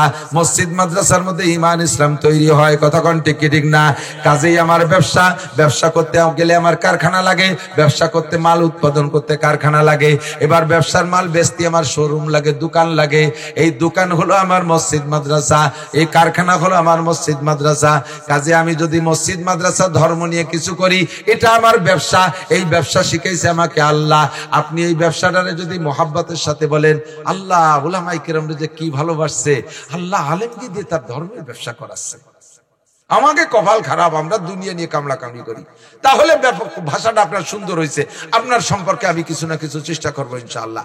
আর যদি বেশি ব্যবসা গুলি নিয়েছে, মসজিদেরটা মানে খয়রাত, মাদ্রাসাটা মানে খয়রাত, খালি খয়রাত খয়রাত ব্যবসা বানায় নিয়েছে। এই যে ক্রিটিসাইজের সাথে বললেন, ইনশাআল্লাহ দামামারি দিয়ে হবে কবল বক্ত। আতে যা আছে তা কিয়ামতের ময়দানে মারি দেওয়া হবে। মোহাব্বতের সাথে উচ্চারণ করতে হবে। উলামায়ে কিরাম ধর্মের ব্যবসা করে। আরে ভাই, আপনারা যারা দুনিয়া আছেন, দুনিয়াদার যারা আছেন, দুনিয়ার কাম করেন, আপনাদেরও ব্রেন আছে, আমাদের ব্রেন নেই। আপনাদের ব্রেন দিয়ে আপনারা এত কিছু পারেন, আমরা কি ব্যবসা পারি না? আমরা কি একেবারে আবাল হয়ে গেছি?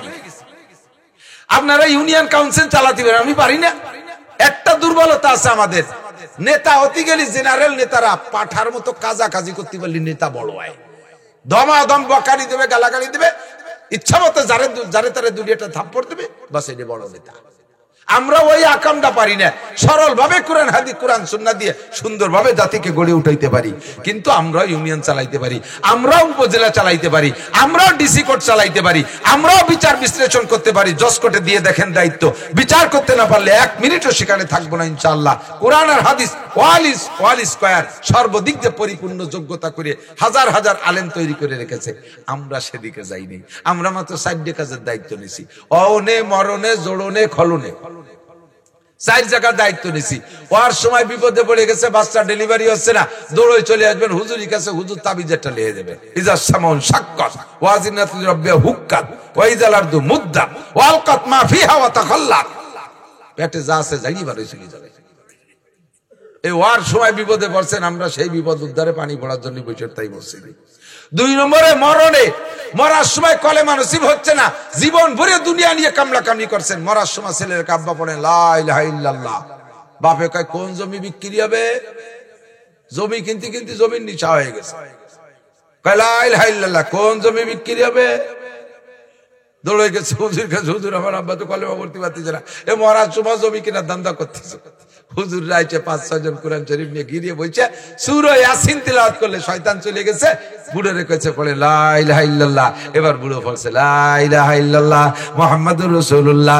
মরার সময় বিপদে পড়ছে, এই বিপদ উদ্ধার করার জন্য আমরা আবার মরার পরে কবর আযাব শুরু হলো কিনা দুশ্চিন্তায় আছো। তোমার ছেলে মেয়েরা উপরে তাইকা আলেম ওলামারে ডাইকা কোরআন শরীফ পড়ায় খতম পড়ায় দেবে, আল্লাহর রহমতে কবর আযাব মাফ হয়ে যাবে। আমরা তোমার অনে মরণে 2 জায়গা আছি, জোড়নে আমরা আছি, 2টারে জোড়াই দেব, সুন্দর সুন্নতি তরিকায় বিয়ে করাই দেব। আমরা উলামায়ে কেরাম যদি না থাকি তাহলে বিয়ে পড়াবে কিনা, আর বিয়ে যদি না পড়ায় আকাম করতে কেউ বসে থাকবে না। দেশটা জারুর সন্তানের হারামজাদা জারিউর বাচ্চায় ভরে যাবে।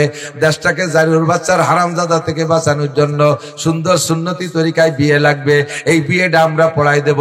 আমরা এই জায়গা ডিউটি পালন করতেছি। 4 নম্বরে অনে মরণে জোড়নে খোলনে, আবার 2টা আকাম করে মারামারি করে গ্যাঞ্জাম বাঁধায় তালাক দিয়া দি করছো, তালাক দিয়া বউ নিয়ে আবার ঘর সংসার করতেছো। তালাক দিয়া বউ নিয়ে ঘর সংসার করলে জিনা হবে, ওই ঘরে যে সন্তান হবে তা হবে জারজ সন্তান হারামজাদা। আমরা জানতে পারলে সেইটারে সুন্দর করে ফতোয়া দিয়া 2টারে স্বাভাবিক করার চেষ্টা করব। যদি অরিজিনাল তালাক হয়েই যায় তাহলে 2টাকে বিচ্ছিন্ন করে দেব, আর যদি কোনোভাবে কোনো সুযোগ থাকে মিলাই দেওয়ার কোনো ফাঁক থাকে, সেই ফাঁক দিয়ে আবার 2 জনে জোড়াই দেব। এইটা হলো আমাদের কাজ। আমরা এই 4 জায়গা আছি, আমরা বেশি দূরে যাইতে চাই না, কিন্তু ইনশাআল্লাহ আল্লাহর রহমতে উলামায়ে কেরামকে আল্লাহ তাআলা একেবারে ফতে ফেলাই নিয়ে বানাই নাই। এরা অযোগ্য মূর্খ না, লেখাপড়া জানে। আপনারা কয় লাইন জেনারেল পড়েন, মাদ্রাসায় আসেন, দেখবেন উলামায়ে কেরামের কিতাবাদি দেখলে আপনি আশ্চর্য হয়ে যাবেন। হাজার হাজার হাজার হাজার মুফতি আব্দুল মালিক সাহেব, হযরত মাওলানা আব্দুল মালিক সাহেবের লাইব্রেরিতে আমি শুনেছি তার 3 কোটি টাকার কিতাব আছে। এরপরও তার তৃপ্তি হয় না, না পয়সার অভাবে মন মতো কিতাব কিনতে পারলাম না। কয়খান কিতাব, কয় জেনারেলের বাড়ি আছে, কয়খান কিতাব মুখস্থ করে আছে। ঠাট্টা ব্যঙ্গ করে উলামায়ে কেরামের সাথে দূরত্ব সৃষ্টি করবেন না। মুহাব্বত রাখবেন, একদিন কাজে লাগবে। মুহাব্বত করবেন, একদিন কাজে লাগবে। মুহাব্বত করবেন, একদিন কাজে লাগবে।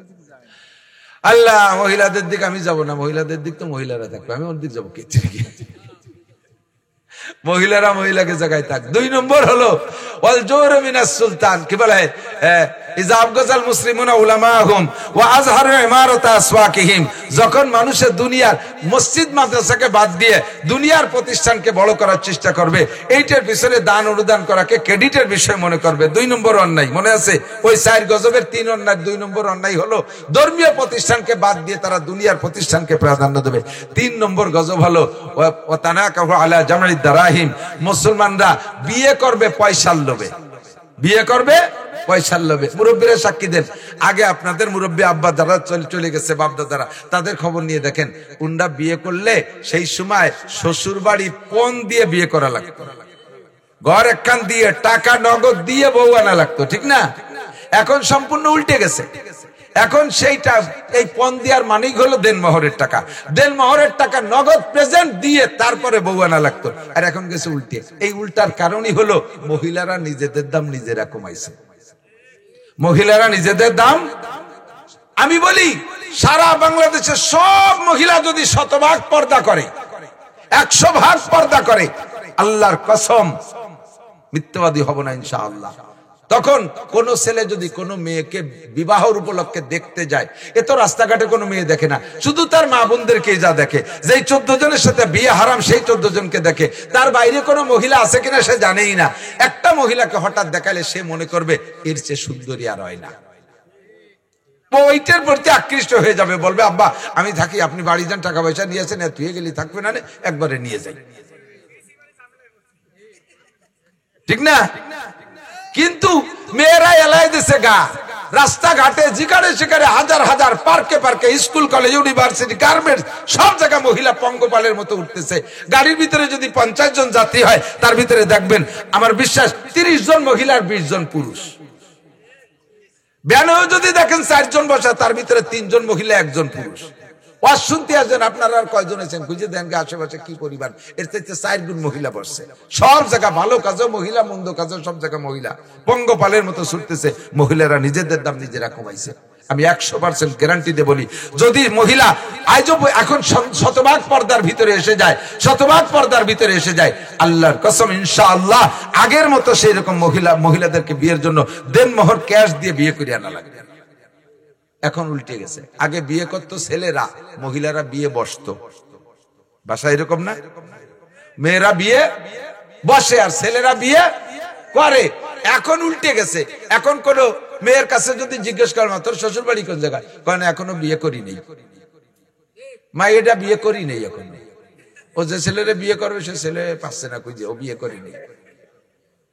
ওরা বিয়ে করে আর পুরুষে বিয়ে বসে। বাস্তবতাই, যে বিয়ে করে তার একটা প্রশাসনিক পাওয়ার থাকে, তার একটা ক্ষমতা থাকে। পুরুষে বিয়ে করে তার একটা ক্ষমতা, আল্লাহ নিজে পুরুষদেরকে আমি নারীদের উপরে ক্ষমতা দিয়েছি, এই ক্ষমতা তারা প্রয়োগ করে স্ত্রীদের উপরে। কিন্তু যে মহিলারা বিয়ে করে আর পুরুষে বিয়ে বসে, এই জন্য সম্পূর্ণ কায়দা বায়দা উল্টে গেছে।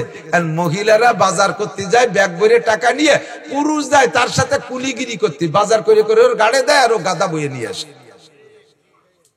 দেখছেন না, বাজারে গেছে বউর সাথে স্বামী যাইয়া বাজার করতে, বাজার, হ্যাঁ স্বামী কইতেছে বউরে যে একটা লুঙ্গি কিনে দেওয়া যায়, ভয়তে কাঁপতেছে, সাহস করে একটা লুঙ্গি কিনে দেওয়া যায়। বউতি ধমক দিচ্ছে, কেন গত মাসে একটা কিনে দিলাম না, যদি বেশি প্রয়োজন আমার ছায়া পড়বা।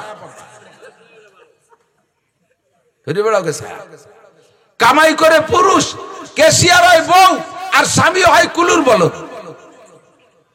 পাল্টে গেছে না সব? কারণ কি, মহিলারা বিয়ে করে, পুরুষরা বিয়ে বসে। সাবধান থাকবেন আমার মা বোনরা। আসন্ন রমজান মাস, রমজান মাস উপলক্ষে দু একটা কথা।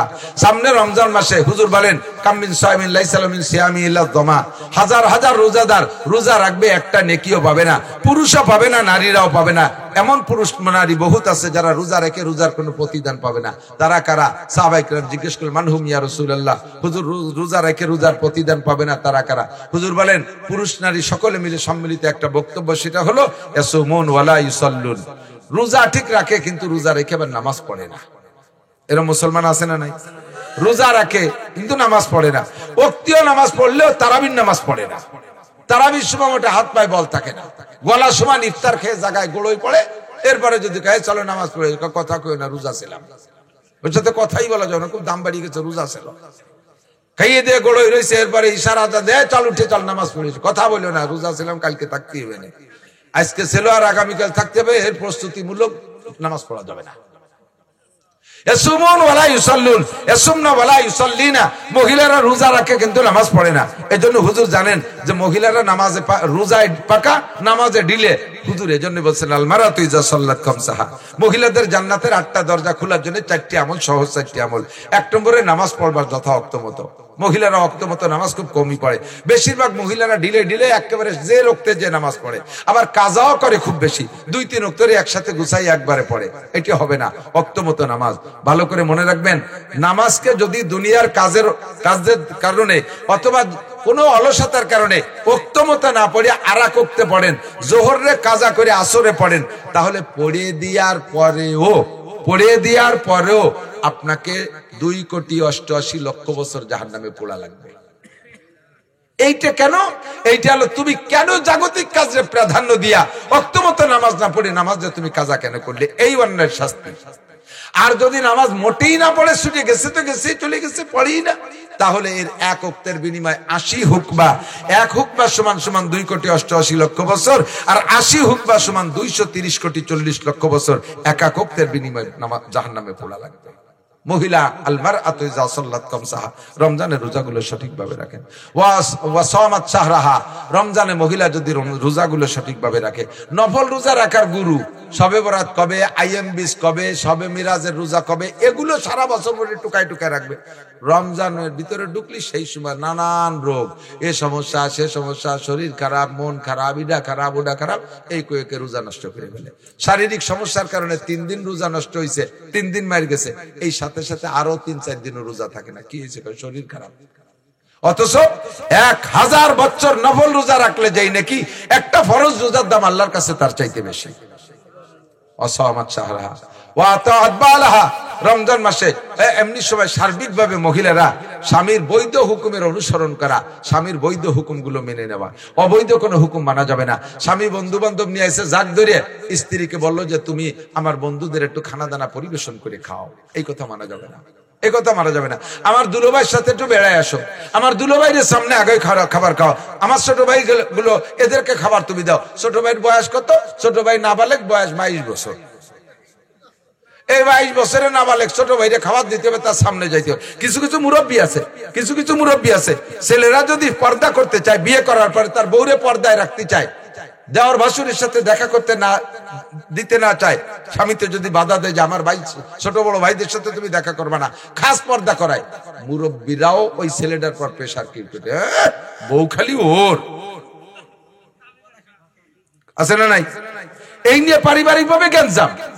আমার ছেলে পেলেকে যদি তোর বউ ভাত বেরিয়ে না দিতে পারে, সামনে যাইতে না পারে, তাহলে অমন বড় আমার দরকার, তুইও ছাড়, তোরও তেজ্য হুজর, তোর বউও তেজ্য কন্যা করে দে, গোষ্ঠী শুদ্ধ বাড়িয়ে দেয়। এই সমস্ত বুড়োগুলো শয়তানের গুরু, এই বুড়োকে কন্ট্রোল হতে হবে। সাবধান, কোন ছেলে বউ যদি পর্দা করতে চায় সহযোগিতা করবেন, অবশ্যই সহযোগিতা করবেন।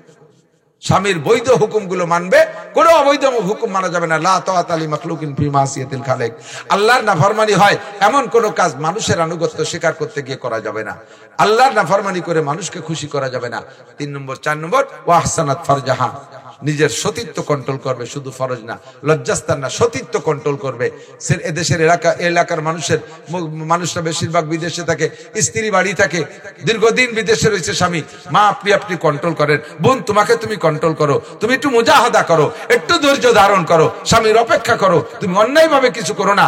যদি তুমি অন্যায় ভাবে কিছু করো, তাহলে আল্লাহর নবী বলেন আমি তোমার মতো জেনাখোর ব্যভিচারিণী মহিলাকে জাহান্নামের ভিতরে বিভিন্ন অবস্থায় শাস্তিতে দেখে আসছি, বিভিন্ন অবস্থায় শাস্তিতে দেখেছি।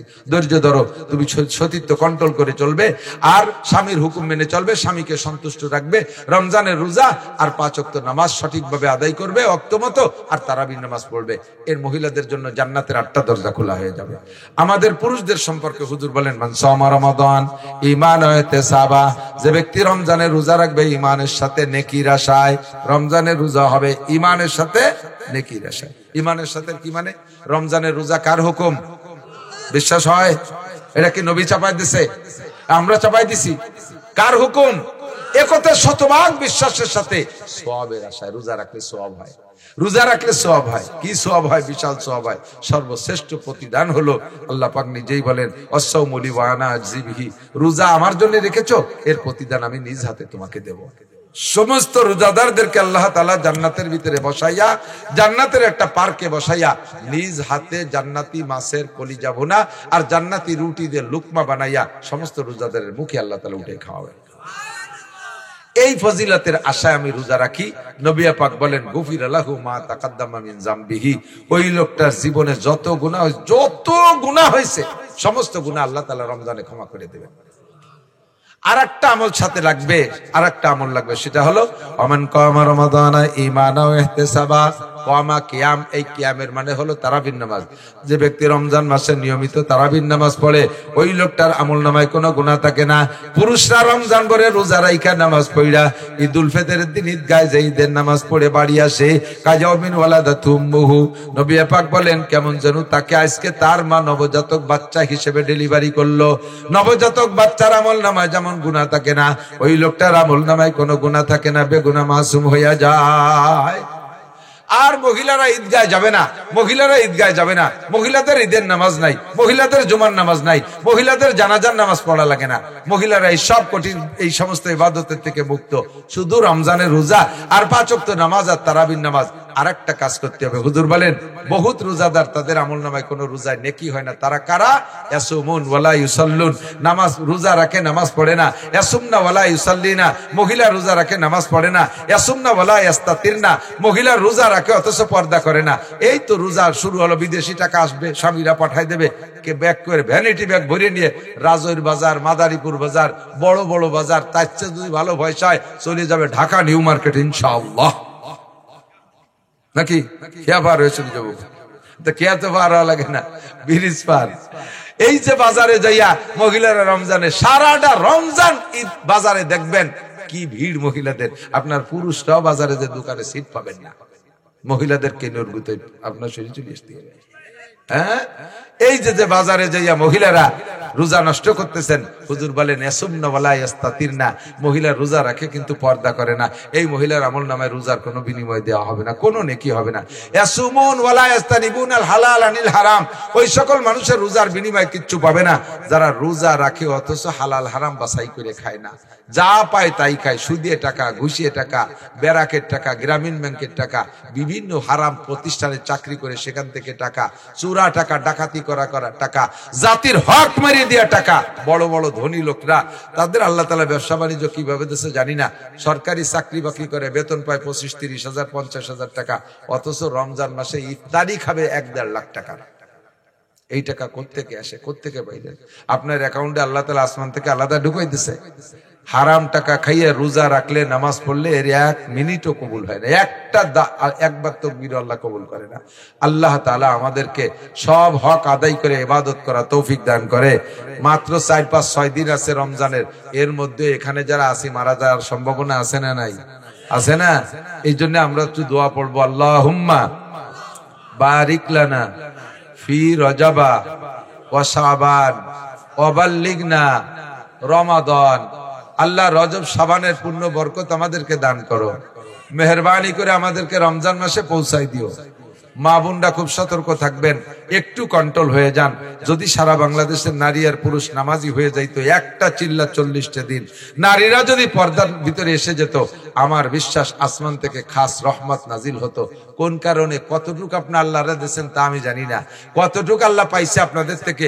দেখেন এই বছর কয়দিনের ভিতরে বাংলাদেশের ফসলের অবস্থা সারা বাংলাদেশে ভালো হয়ে গেছে, সারা বাংলাদেশে ভালো হয়েছে। কোন কারণে আল্লাহ খুশি হয়েছে তা আল্লাহই ভালো জানে। আরো যদি ভালো হয়ে যেতে পারি তাহলে ইনশাআল্লাহ রহমত বরকত আরো বেশি পাবো আশা করি। আল্লাহ পাক আমাদের কবুল করুক, সবাই বলি আমিন। ঈশার নামাজ হবে না, আগে ঈশার নামাজ হবে, তারপরে আবার 2 জন বক্তা আছে, তারা কথা বলবে। ভাষাগত ত্রুটি বিচ্যুতি মার্জনীয়, যা বলেছি শুনেছি আল্লাহ আমল করার তৌফিক দান করুক, সবাই বলি আমিন। সুবহানাল্লাহি বিহামদিহি, সুবহানাল্লাহিল আযীম, সুবহানাকাল্লাহুম্মা বিহামদিকা, আশহাদু আল্লা ইলাহা ইল্লা আনতা, আস্তাগফিরুকা।